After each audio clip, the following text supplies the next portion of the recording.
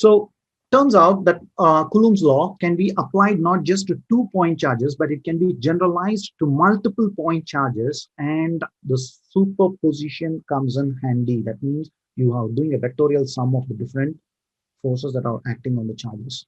A vector sum of the different forces acting on the charges. What do you mean by that? Imagine that you're having different charges Q1, Q2, Q3, Q4, so on up to Qn, which are located at different position vectors R1, R2, R3, and Rn. Now, if I want to find what is the electric field on this charge, the destination is this, yeah? On this charge, that's the destination, due to, that means by Q1, by Q2, by Q3, and by Q4. These are the sources.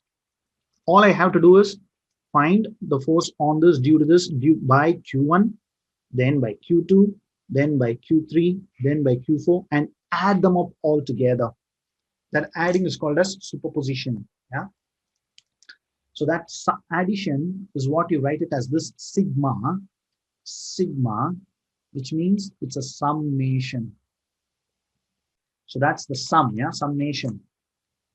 And destination is Q.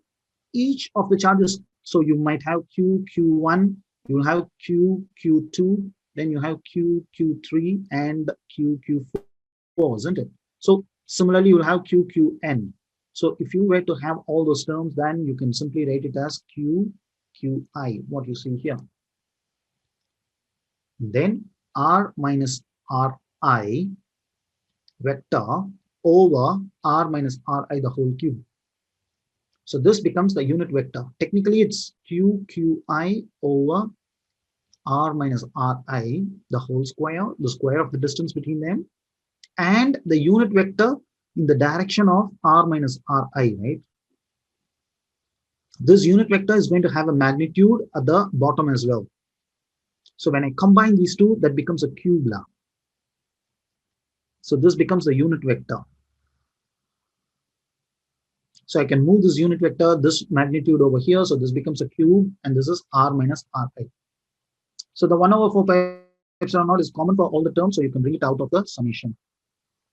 So always destination minus source. Make note of that. Yeah. So now, right, we know the force between two charges. But now, right, let's define something called as electric field intensity, which is the force acting per unit charge. That means instead of Q, I go ahead and make this Q as plus 1 Coulomb, 1 unit positive charge. Then what is that force that I'm going to find? That force is what we call as the electric field intensity. Yeah, sometimes you don't say the intensity, you can say it either way is okay. Electric field intensity is the force acting on unit positive charge. Whatever be the value of Q, you multiply it, you'll be able to get the force. So electric field is going to be, imagine that Q is plus 1. Then you have an electric field at a point. This Q is plus 1. So I have an electric field at this point. What is that? This is going to be Q times Q, right? Q times this Q, which is the source, over 4 pi epsilon naught R minus RQ the whole cube, R minus RQ. It's exactly that expression that you see here. It is just that this Q is equal to plus 1. The unit of electric field is volts per meter.